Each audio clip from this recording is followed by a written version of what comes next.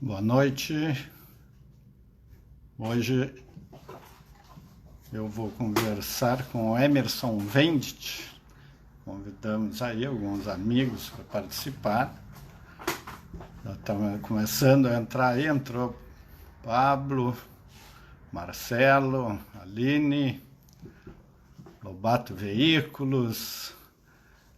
Boa noite a todos vocês, um prazer estar, né, mais uma vez nós nos encontrando aí. O Emerson está entrando aí, já vou convidar o Emerson então para estar aqui junto, né, para nós conversar. Enquanto isso, agora o Emerson tá. Boa Boa noite, noite, meu deputado. delegado Emerson, meu amigo. Tudo Fala bem? aí. Tudo Como é que bem? está? Deixa Tudo eu aumentar um jóia. pouquinho o volume aqui para lhe ouvir melhor. Eu tô, Tudo certo? amigo, tudo certo. Já temos aí, ó, uma turma entrando. Nada como conversar com quem tem prestígio, né? Aí o pessoal já vai entrando, A- aí vai Até ficando mais parece. fácil. Quem Mas falando? eu vou apresentar meu convidado, né? Um prazer conversar. Delegado Emerson Vende, 47 anos, se eu não me engano. Agora este mês, daqui uns dias. Daqui uns dias vai fazer. Eu vou te dizer, eu fiz ontem 59, então eu tenho um caminho já mais longo aí. Parabéns, parabéns, meu deputado. Obrigado. O Emerson é de Dona Francisca, né? Eu sou de Pelotas, o Emerson é de Dona Francisca, também gaúcho, né? Mas há muito tempo em Porto Alegre. Eu moro em Canoas desde 2005, Nossa, deputado, nossa. Trabalhando em é, Porto e, Alegre, mas e trabalhando em Porto Alegre, mas morando em Canoas morando desde em Canoas, é muito 2005 tempo. Casado com a Valquíria, que também é policial civil, né? também. E pai da Ana e do Luiz.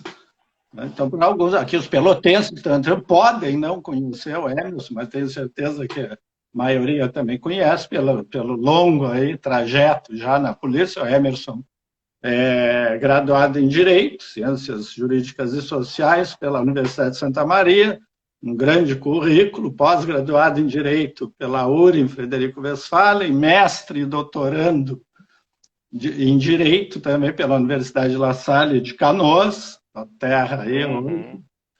delegado de polícia da Polícia Civil do Rio Grande do Sul, foi chefe, aliás, de polícia, né, da Polícia Civil do Rio Grande do Sul, e foi presidente do Conselho Nacional dos Chefes de Polícia.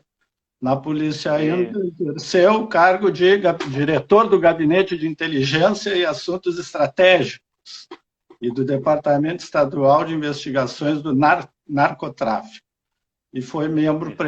presidente do Conselho Superior de Polícia, administrador do Guardião, Sistema Guardião, né? Foi também Uhum. coordenador do Serviço de Interceptação de Sinais da Secretaria da Segurança Pública do Estado.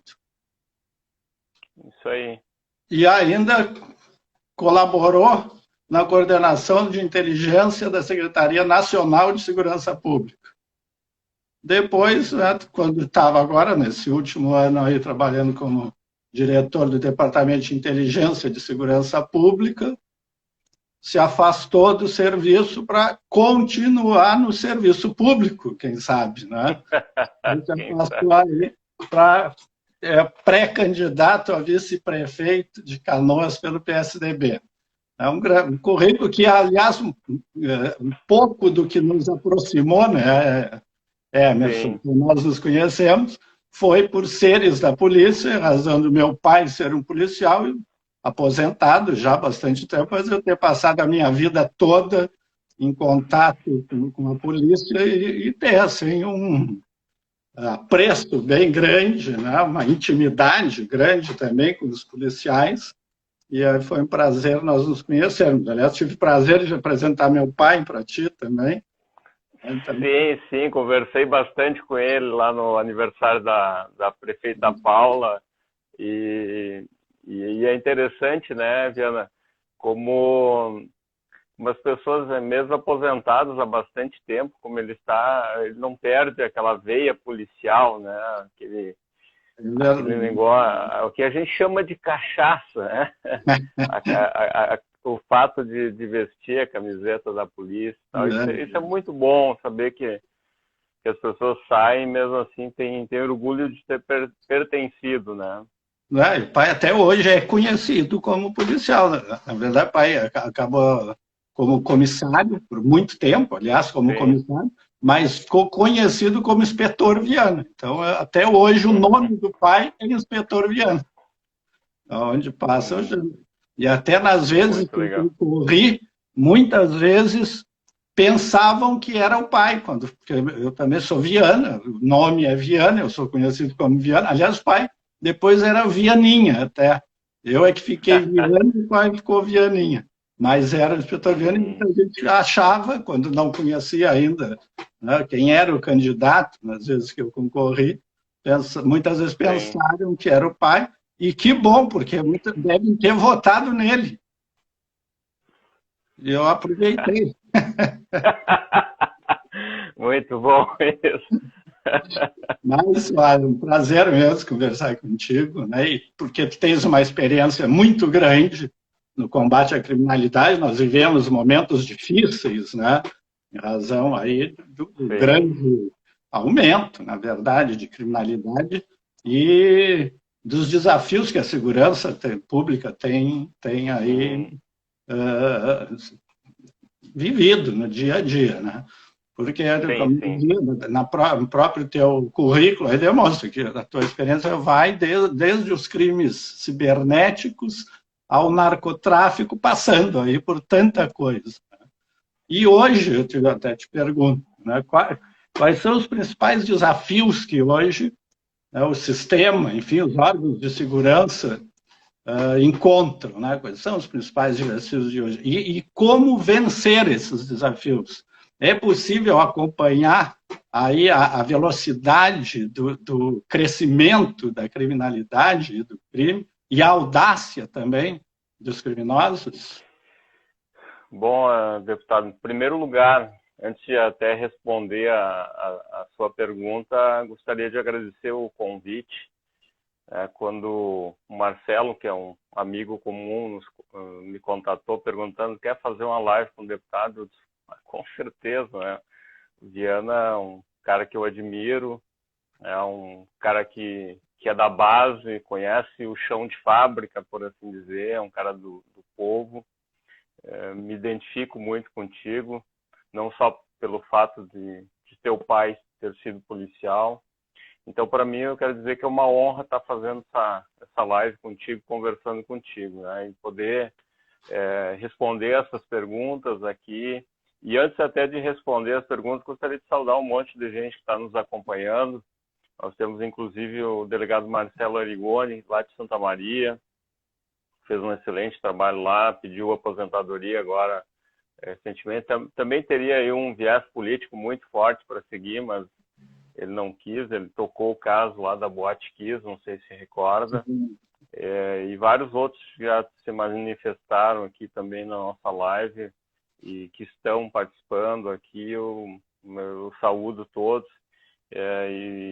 E certamente responder essa sua pergunta complexa. Bom, quais são os principais desafios, né, Diana? Eu acho que o principal desafio agora é as polícias saberem trabalhar nesse momento de pandemia, sem que, dentro do contexto de planejamento, elas fiquem, vamos dizer assim, que elas não fiquem vulneráveis. Por que isso? Porque imagina se você colocar toda a tropa para trabalhar ao mesmo tempo, eu digo polícia civil, polícia militar, agentes penitenciários, e se você infectar um e não tiver os devidos cuidados, você pode ter caso de fechar um quartel inteiro da brigada, uma delegacia toda da polícia civil por um processo, né, justamente de não ter planejado isso previamente. Então, eu acho que o principal desafio nesse momento é de gestão. E não é só local aqui. Hoje mesmo vi uma reportagem em São Paulo que tem mais de 300 policiais civis já infectados. em todo o contexto. Então, isso é uma atividade, ou seja, o policial ele não deixou de ir para a rua, ele não deixou de investigar, o policial militar não deixou de atender as ocorrências. Então, esse é o principal aspecto.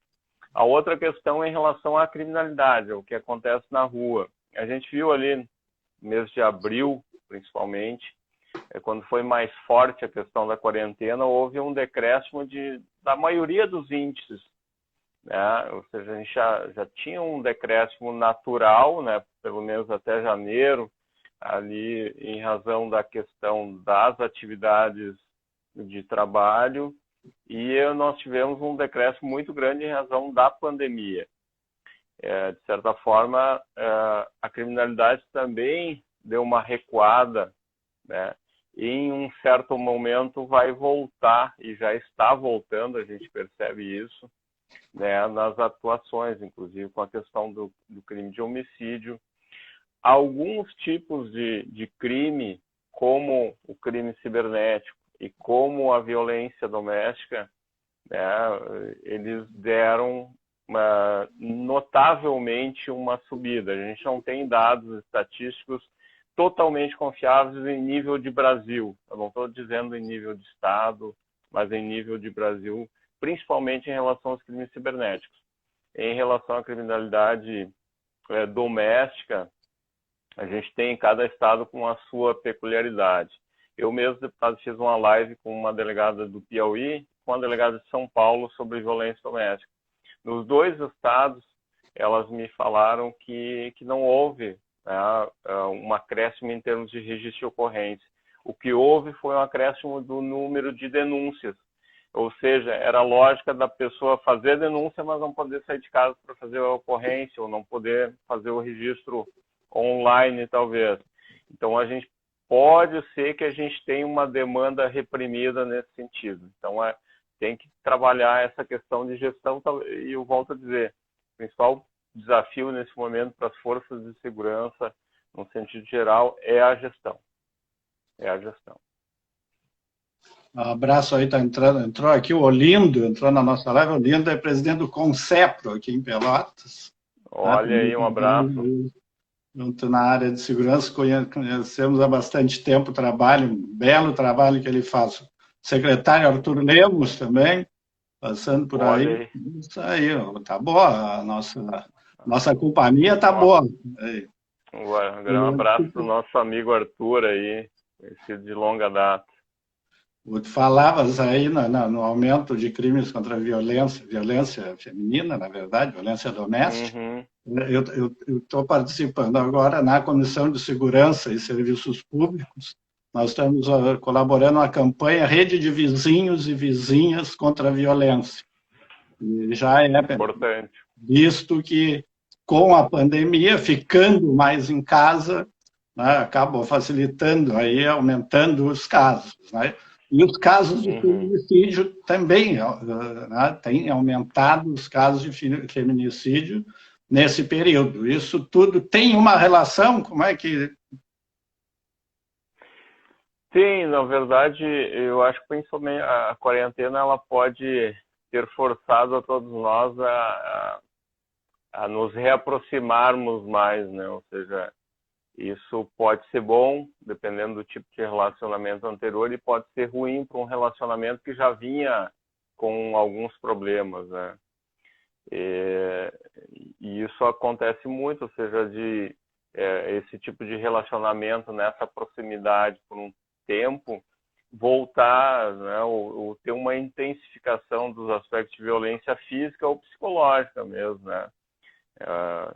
A violência física a gente vê um olho roxo, um machucado, a violência psicológica ela é simbólica, né? Ela é praticada às vezes no ato pequeno ali da fala, e isso acaba sendo, de certa forma, intensificado nesses períodos de enclausuramento, né? Então, como houve agora esse distanciamento controlado, a gente pode ver que isso talvez vá voltar um pouco ao normal, né?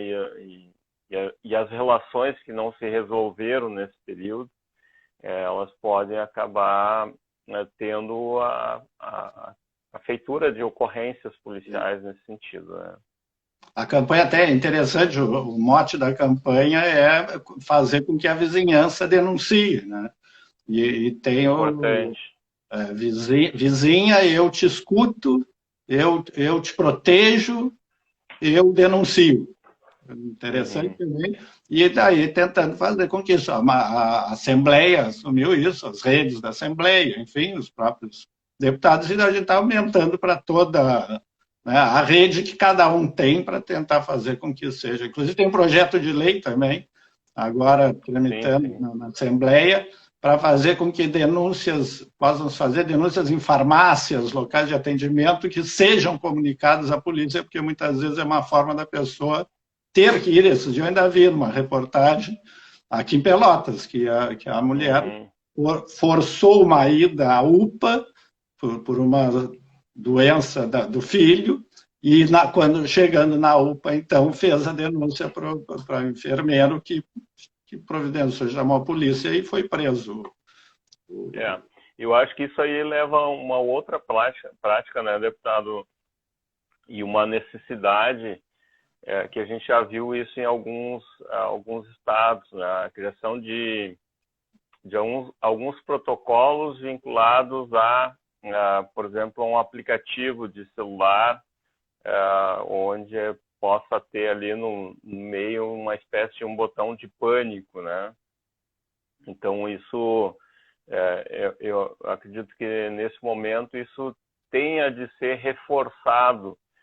Já que o senhor está nessa comissão e nessa missão aí, né? Eu lhe sugiro também, se eu puder sugerir, né, que essa seja uma pauta, a questão de um fortalecimento de um mecanismo de um grito de socorro virtual, alguma coisa nesse sentido, né? Porque se ela não tivesse feito essa metodologia de fazer com que o marido fosse atendido, talvez ela não teria outra situação. E é importante que o Estado crie situações, né, não só uma denúncia virtual, uma possibilidade de registro de ocorrência, mas também essa possibilidade tecnológica, né, de socorro,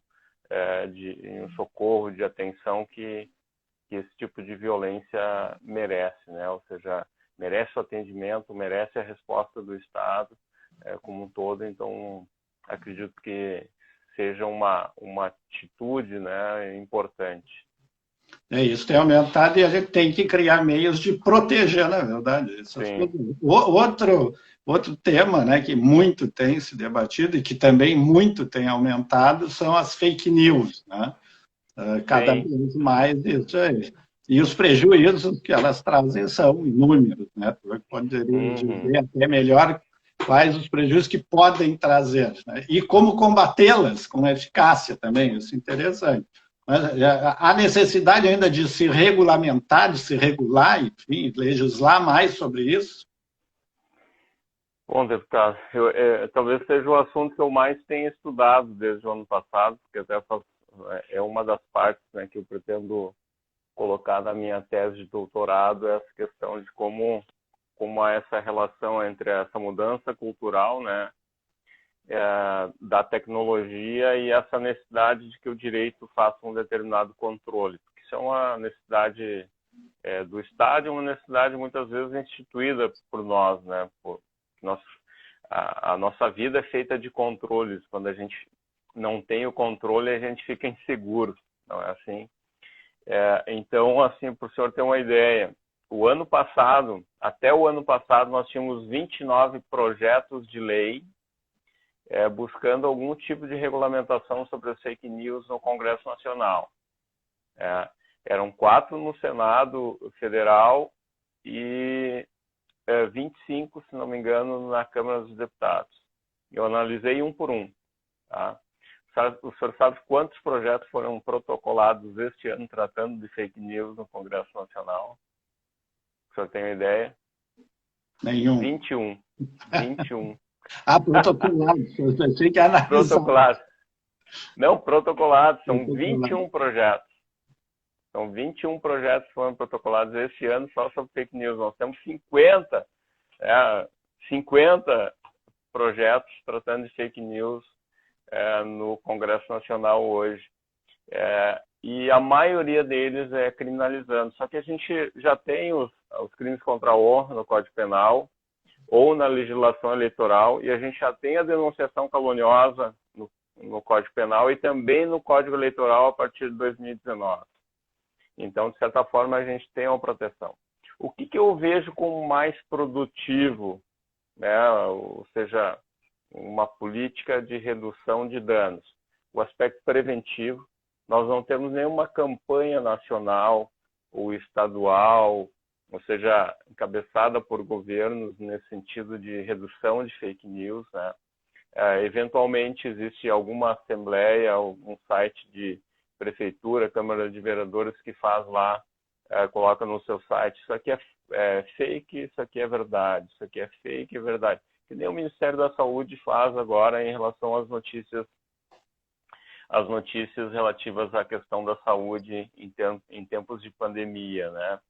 Então, esse é um aspecto, a questão da política preventiva. A outra que eu vejo como mais efetiva, que a maioria das pessoas quer, é que aquela notícia seja retirada do contexto da internet.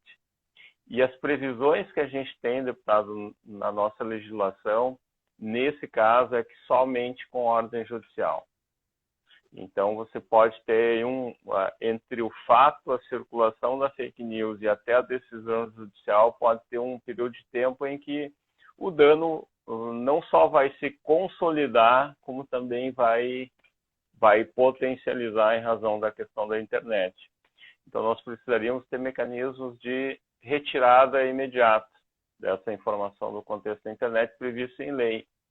A gente está preparando até um artigo para publicação da área acadêmica sobre isso, e a maioria dos projetos não prevê. Tem um projeto que é muito discutido agora, que até no Senado foi o senador Alessandro que protocolou.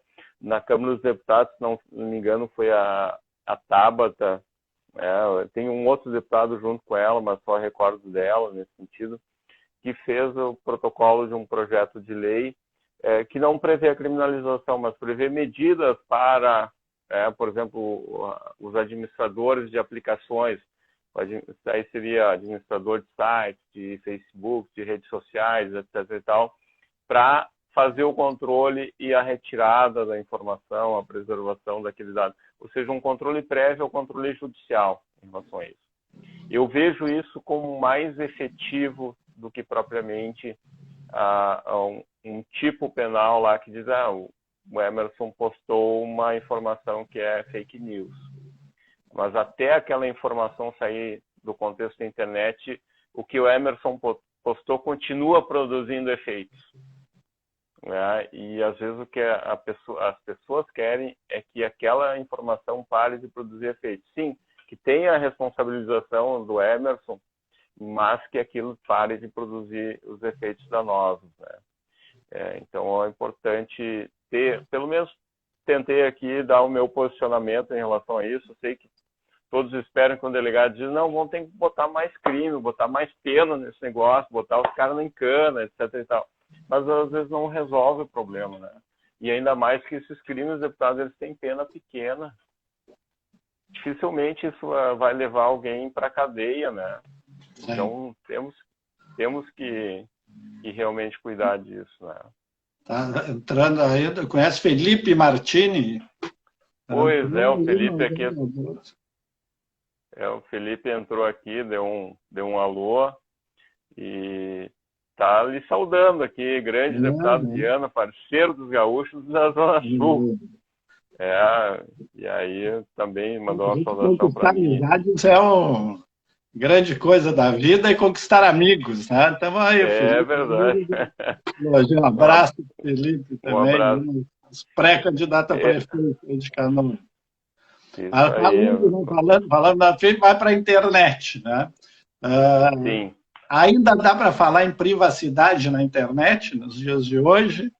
Ou as redes sociais não têm essa preocupação e se preocupam muito mais em utilizar, na verdade, os dados dos usuários? Na verdade, os tempos de internet eles provaram uma coisa: a privacidade ela é totalmente relativa. Quer dizer que ela não depende só da nossa vontade. O que eu quero dizer com isso? Nós temos uma coisa é aquilo que a gente posta na internet, ou seja, que eu estou abrindo mão da minha privacidade, estou informando as pessoas que me seguem sobre determinado contexto, sobre determinada informação, atividade que eu faço, que eu deixei de fazer, a minha opinião sobre determinado assunto. Mas outra coisa é aquilo que coleta ao nosso respeito. Essa aplicação mesmo que nós estamos utilizando aqui, deputado, ela é gratuita. Mas ela não é gratuita à toa. Não existe almoço grátis na internet ou jantar grátis, né?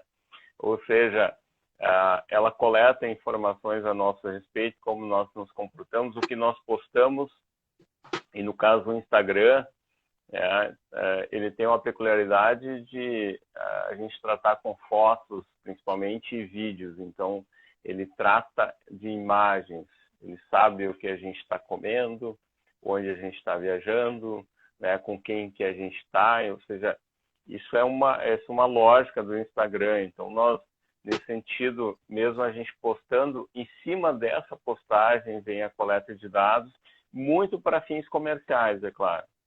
Então, o fato da gente postar uma determinada foto de viagem, é muito provável que na sequência, ou no retorno da viagem, já venha propaganda da comercialização de uma próxima viagem. Né? E mais, né, quando a gente fala próximo do celular que gostaria de fazer uma viagem, que gostaria de comprar um determinado produto, quando a gente acessa logo na sequência o Instagram, o Facebook, porque eu vi que o senhor também está transmitindo essa live pelo Facebook, naturalmente eles nos ofertam aquele produto, estranhamente, porque a gente comentou, a gente não digitou, a gente não fez nada. Então, são informações. Porque quando a gente instala o WhatsApp, o Instagram, esses aplicativos, lá vem aquele negócio: você autoriza a abrir o microfone, você autoriza a abrir a câmera. E isso a gente faz naturalmente, a gente não... A grande maioria, 99% das pessoas não leem as políticas de privacidade, os termos de uso, né, de uma aplicação como essa. O que eu orientaria? As pessoas poderiam dizer assim: não, mas então não vou mais acessar. Não, não é assim. Né? E até no livro de 2000 que eu publiquei em 2016, eu trato da questão da equivalência entre o medo e o risco, né? Como é que a gente tem que tratar isso? Nós temos que tratar isso pelo sistema de recompensa, deputado. Ou seja, isso é bom para mim, isso vai divulgar meu trabalho, isso vai me manter ativo em termos comerciais, ou seja, naquele tipo de atividade que eu faço. Como o senhor vai me manter vinculado aos eleitores, né, no sentido de dizer o que eu estou fazendo. Se essa finalidade, você está trabalhando com a ideia de recompensa, você já está atingindo a sua finalidade. Né? Então, se todas as pessoas tratarem nesse sentido, acredito que elas podem avaliar objetivamente, não pela questão do risco, né? Não pela questão do medo. Tu tens trabalhado muito nessa área, na verdade, que vem aí, né, de um longo tempo, e em outras Sim. áreas, como eu falei, né, e tu foste escolhido como melhor delegado do país por mais de uma vez. Né? O que isso representou, o que isso representa, assim, para ti, e a que tu achas, né, a que tu atribuis a escolha e repetida? Olha, eu acho que, em primeiro lugar, eu fiquei muito feliz, né, o fato de ter sido escolhido em 2017, em termos de categoria jurídica, pelas publicações que eu tinha, em 2018 e 2019, pela categoria gestão. Ou seja, aí já A gente brinca, né? Já daria para quase pedir música no Fantástico, né? Só que não foi na mesma categoria durante 3 anos, né? Mas eu fiquei muito feliz de ter sido reconhecido nesse sentido. É um reconhecimento nacional dos colegas, né, que participam desse tipo de avaliação e certamente algo que é muito importante para a carreira. Quando a gente chega no final da carreira e tem um reconhecimento desse, é sinal que valeu a pena, né? Que a gente realmente pôde atingir o máximo, o ápice da carreira, não só coordenando a polícia local, seja a Polícia Civil do Rio Grande do Sul, mas presidindo o Conselho Nacional de Chefes de Polícia, e isso ser reconhecido, né, pelos pares de todo o país, né? E esse reconhecimento só dá motivação para a gente seguir no processo, né? Esse ano a gente, na questão jurídica, a gente já lançou um livro.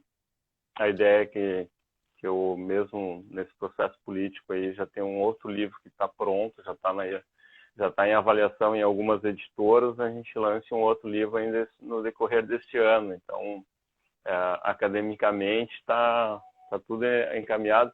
E a partir de amanhã, deputado, dia 4, eu entro em licença para concorrer, né, a vice-prefeito, né, aproveitando para informar aqui os seguidores. Oficialmente, a partir de amanhã, a gente sai nessa licença para concorrer, até porque a legislação eleitoral não mudou, né? Em que pese, está certo que a eleição não vai ser no dia, né, que estava marcado, em outubro, mas não houve alteração no calendário, então, dia 4, para quem concorre a vice-prefeito, para quem pretende concorrer a vice-prefeito e prefeito, tem que se afastar do serviço até o dia 4 de maio, até o dia 4 de junho.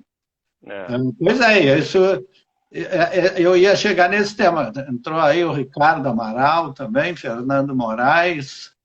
Aqui, vamos ver. Eu sou difícil, tenho ainda umas dificuldades. A Silvana. Tem o André aqui da Polícia Civil, lá do Rio Grande do Norte, também nos acompanhando aí.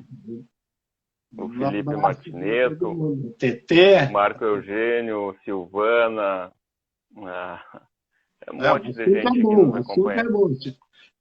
E aí, agora falávamos nisso, né? Te afastar agora para a tua carreira, né? É uma carreira de serviço, né? De serviço público. Sim. Muito serviço, aliás, né? Exemplo de serviço, ainda eu digo, que é assim, palavras lá no início, né? Uma cachaça na polícia. Né? Porque quando a gente se dedica, acaba sendo assim. E tu estás te afastando para entrar num outro, embora seja serviço público, mas completamente diferente, né, da área especificamente da segurança e da polícia, que atua diretamente em contato com o crime. Como surgiu, né, esse desejo de mudança, esse desejo de entrar na vida pública, embora a polícia praticamente também seja, porque é servidor público também tem uma vida pública, né, que não pode se esconder de ninguém, quanto mais transparência, melhor.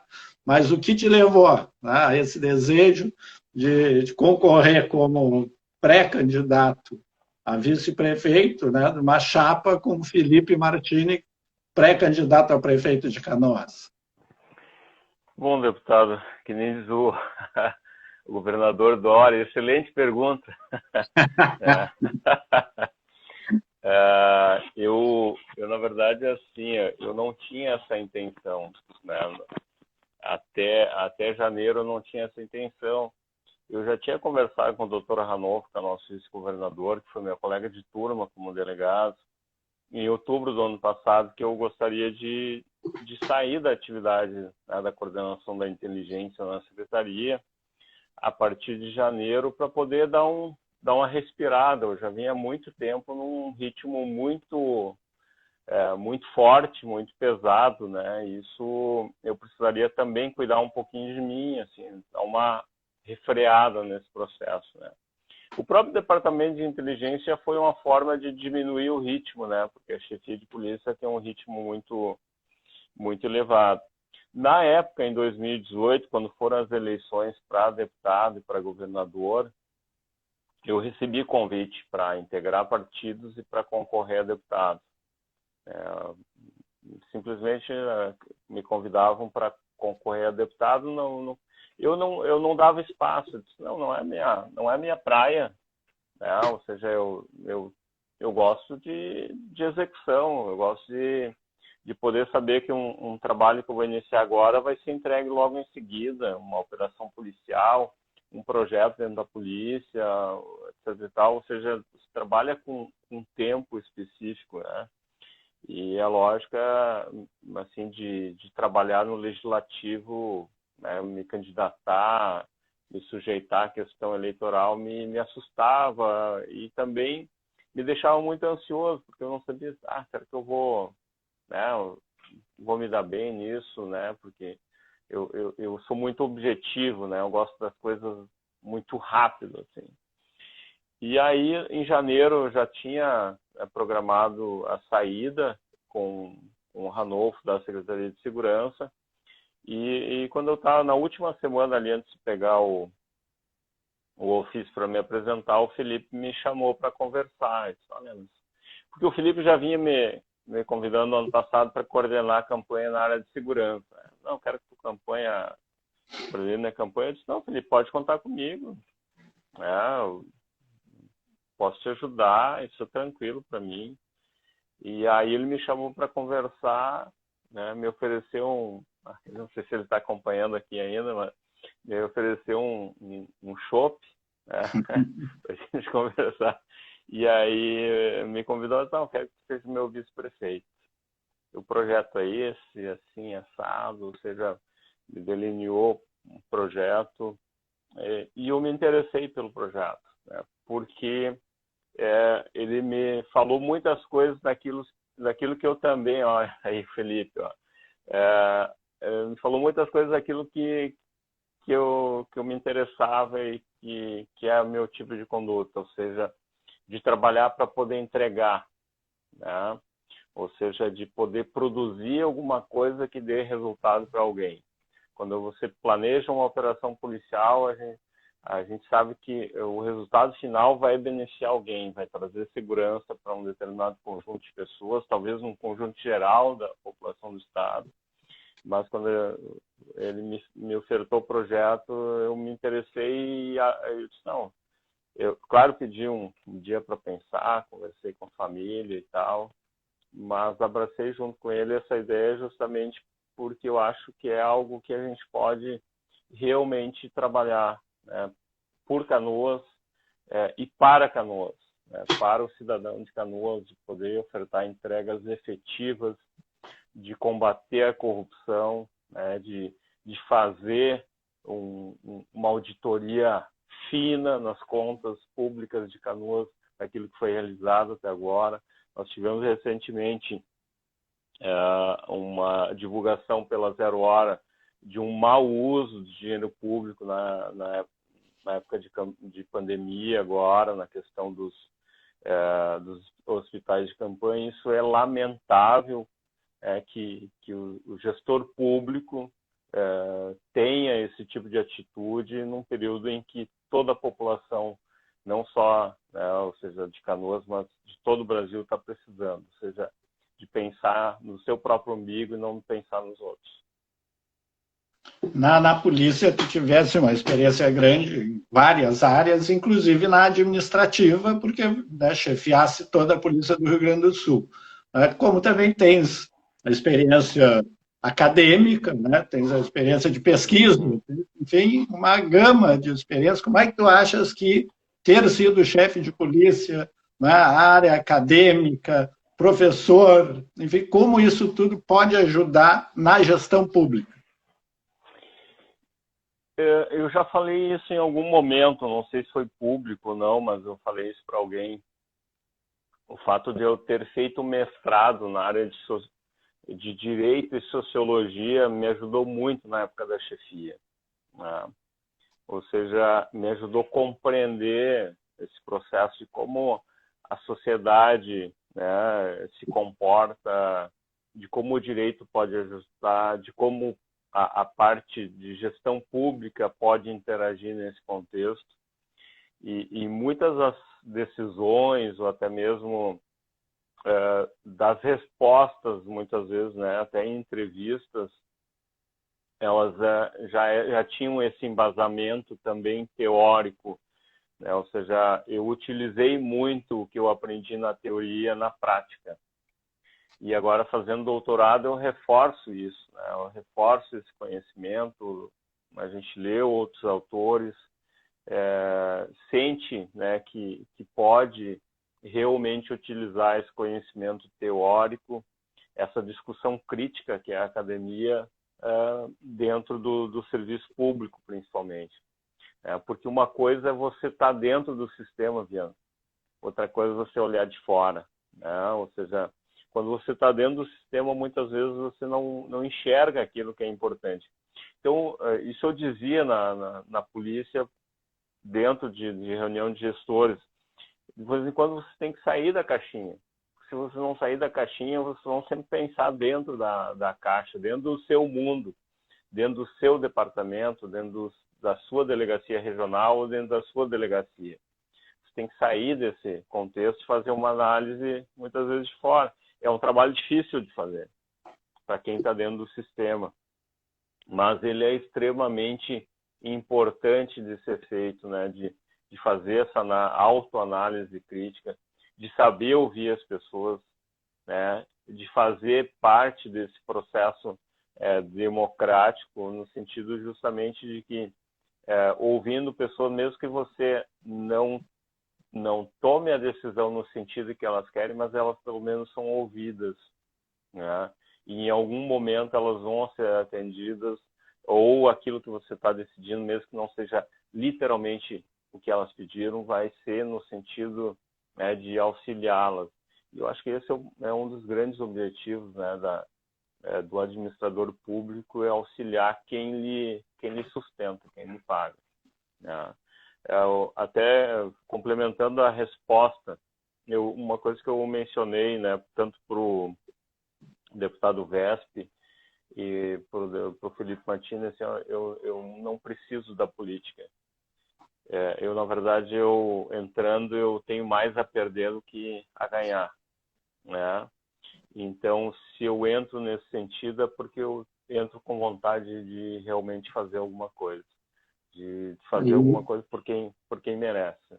E isso é muito bom, porque, na verdade, isso é o que se espera, em que pese nós vivermos uma crise aí muito grande, política, administrativa.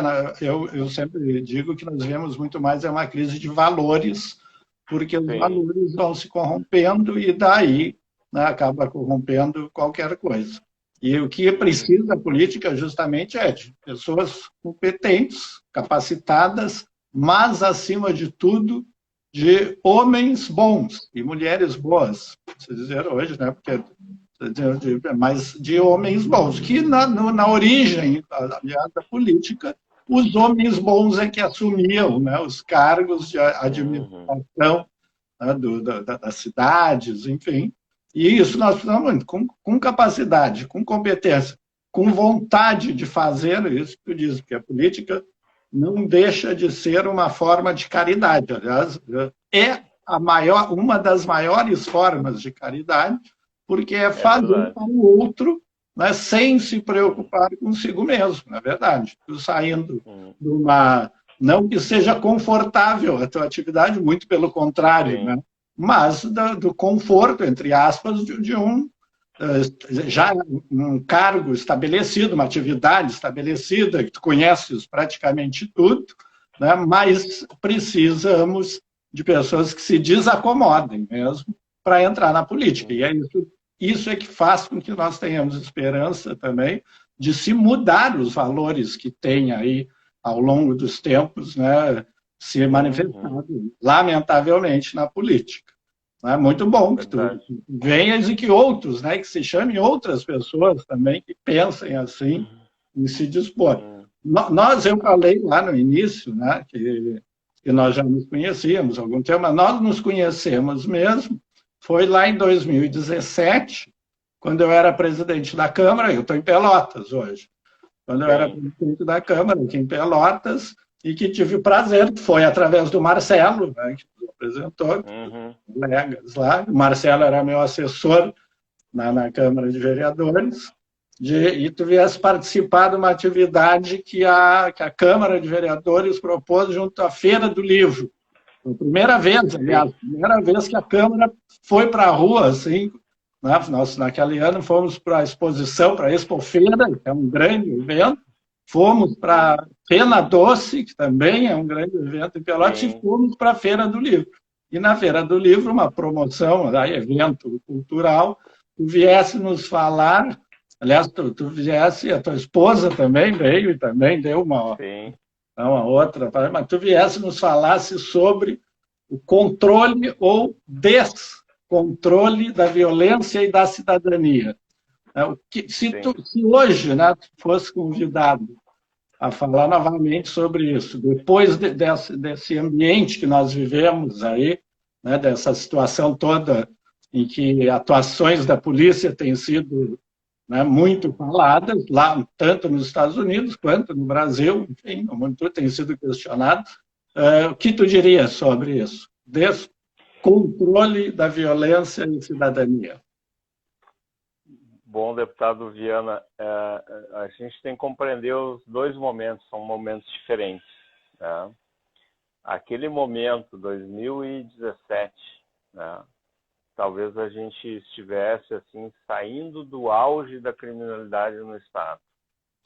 A gente ainda estava no grande desafio de trabalhar justamente no controle. Eu sempre dizia, a gente não vai acabar com a violência, mas a gente pode exercer algum tipo de atividade, eu levei isso naquele debate, de combate ao crime organizado, de enfrentamento a essa criminalidade que, através, por exemplo, da lavagem de dinheiro.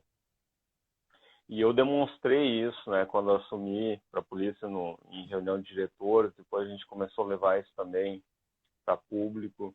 Ou seja, a Polícia Civil em 2015, no ano anterior eu assumi, eu não fui para trás nos anos anteriores, não tinha instaurado nenhum inquérito por crime organizado no Estado. Teve um inquérito instaurado por lavagem de dinheiro em 2015, que foi a gente que tocou no DENARC lá, que foi a Operação Laranja Mecânica. Ou seja, nós praticamente não navegávamos nessa área. E a partir de 2016, a gente começou a culturalizar isso, né? E eu também dizia, não adianta a gente ficar combatendo só o tráfico, o pequeno tráfico, e deixar o autor do roubo ali, violência com grave ameaça, solto. A gente também tem que controlar esses índices. Porque o Ranolfo, na época da chefia, ele começou a trabalhar com a ideia de melhoria dos índices de elucidação de homicídio. A gente pegou aquela metodologia que foi aplicada naquele período lá em 2012, 2013, a gente aplicou para todos os delitos na Polícia Civil e para todos os especializados. Então, a gente tinha reuniões bimensais com todas as delegacias da mulher, do idoso, da criança e adolescente, das delegacias de homicídio, as antigas DEFREX, que através do processo da reunião, surgiram várias ideias, a gente transformou elas em delegacias de repressão às ações criminosas organizadas, as DRACOS, né? Ou seja, para mudar o escopo das delegacias, né? Para que a gente realmente passasse a combater a criminalidade organizada no Estado. E aí, 2018, já os índices baixaram.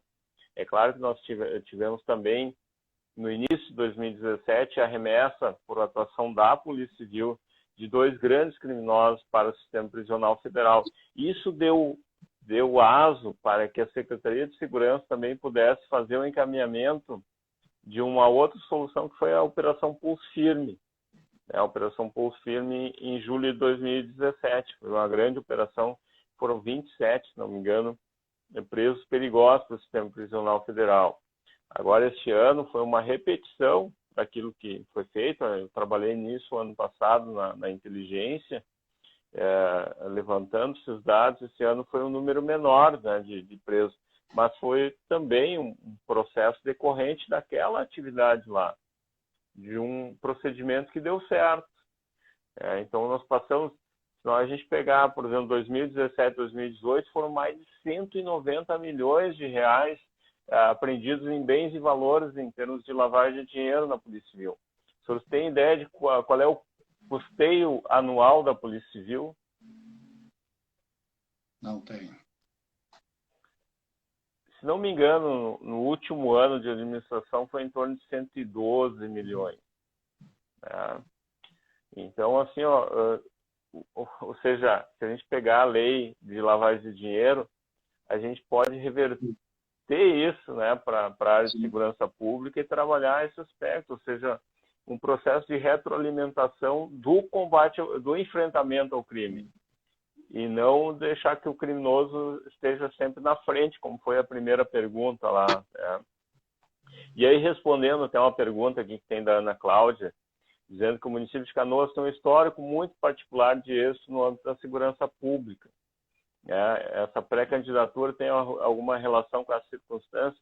Eu diria para a Ana Cláudia, as operações integradas nasceram no gabinete da Delegacia Regional de Polícia, numa reunião que eu chamei, em 1º de fevereiro de 2017, deputado, em que participaram o comando local da Brigada Militar, e eu convidei o delegado Ranoff, que era então secretário de Segurança do município, para participar, e eu pedi que em Canoas fossem feitas as mesmas operações que estavam sendo feitas pela Polícia Civil e pela Brigada em São Leopoldo e Novo Hamburgo, e que lá estava dando efeito na redução do crime. Então, ou seja, esse procedimento da operação integrada que foi adotado pelo município, muito bem adotado, e tem que ser assim, ele nasceu ali naquela circunstância. Então, foi uma atividade que nasceu das forças de segurança pública, não nasceu num gabinete político, não nasceu necessariamente num gabinete político. E a gente tem que ouvir todos os lados, né? A gente tem que ouvir quem sabe do problema, para poder ter uma solução eficaz.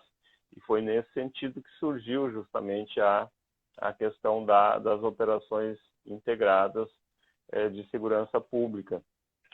Já aqui um abraço também para o Marcelo, que está nos acompanhando aqui, o nosso amigo, e o Cláudio Conceição, que é um vereador de Porto Alegre, né, também é policial civil, está dizendo aqui, obrigado, Conceição. Canoas terá um grande gestor. Com certeza vão auxiliar o Felipe aqui nesse mistério aí.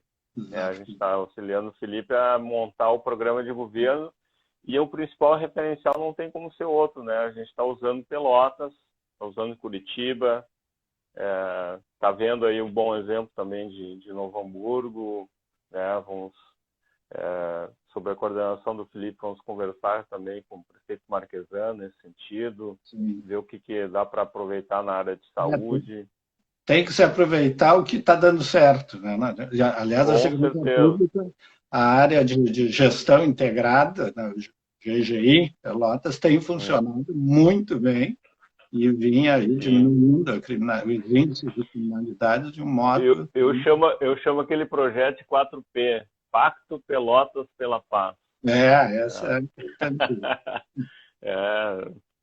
E é o que nós precisamos, paz, né? Mas assim, tens compromissos, a tua vida está uma correria, né? Vai parar amanhã, mas vai ser pior. Não, mas está sendo um prazer conversar muito bom contigo aí. Espero que a gente possa conversar outras vezes, te agradecer, dar um abraço para todos que nos acompanharam aí, fiquem à vontade, né, para fazer contato conosco também. E manda um beijo para a Valquíria, para a Ana, para o Luiz, né, que vão... Estão ouvindo, a Valquíria está ouvindo aqui. Mas nós estamos juntos aí, vamos fazer uma pré-campanha aí boa e ter sucesso aí, como tem sido um sucesso na vida de vocês. Muito obrigado. Como diz o Fabrício, que é assessor lá na coordenação da bancada, assessor do deputado Lucas, bora para a peleia. Aí. Um abraço para todos. Um abraço para todos.